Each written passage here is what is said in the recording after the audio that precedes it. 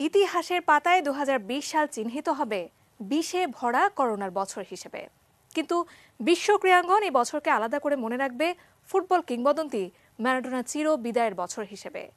এর মধ্যেও নতুন স্বাভাবিকতায় মাঠ ফিরেছে খেলা, মাঠ ও মাঠের বাইরে ছিল আনন্দ ও বেদনার গল্প।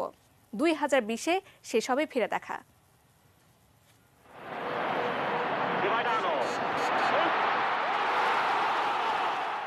করোনার থাবায় যখন লন্ডভন্ড বিশ্ব, তখন ফুটবলও কি আর রক্ষা পায়? বন্ধ আন্তর্জাতিক ফুটবল, ক্লাব দেউলিয়া, করোনা আক্রান্ত ফুটবলার, এসবই ফুটবলকে ফের মাঠে ফেরানোর চেষ্টার মধ্যেই আসে সবচেয়ে কঠিন দুঃসংবাদ। হৃদরোগে মাত্র ৬০ বছর বয়সেই পরপারে চলে যান ফুটবল ঈশ্বর ম্যারাডোনা। হতভম্ব বিশ্ব।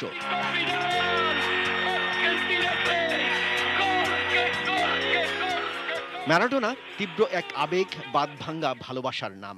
ম্যারাডোনার জন্য শোক দেশে দেশে।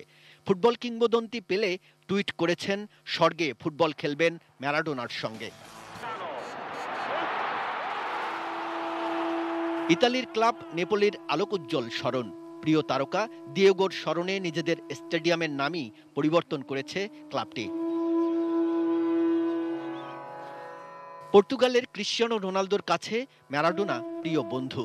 সচিন টেন্ডুলকার, সৌরভ গাঙ্গুলি, সাকিব, মাশরাফিরাও জানিয়েছেন শোক।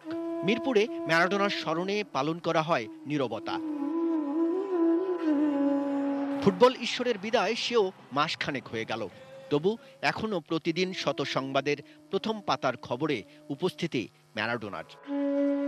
ফ্রান্সের বিখ্যাত ক্রীড়া সাময়িকী ফ্রান্স ফুটবল ম্যারাডোনা, পেলে ও মেসিকে রেখে সর্বকালের সেরা একাদশ ঘোষণা করেছে।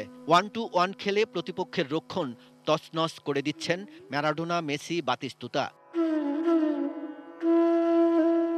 ভাবা যায় এমনই স্বপ্নের একাদশ নির্বাচন করেছে আর্জেন্টিনা ফুটবল অ্যাসোসিয়েশন। তবুও তার মৃত্যু ঘিরে রহস্য এখনো আছে, যেমনটা ছিল তার জীবন জুড়ে। এটা অন্তত নিশ্চিত করে বলা যায়, যতদিন ফুটবল থাকবে, জুড়ে থাকবে ফুটবল ঈশ্বর ম্যারাডোনা। কাজল রায়, স্পোর্টস ডেস্ক, এটিএন নিউজ।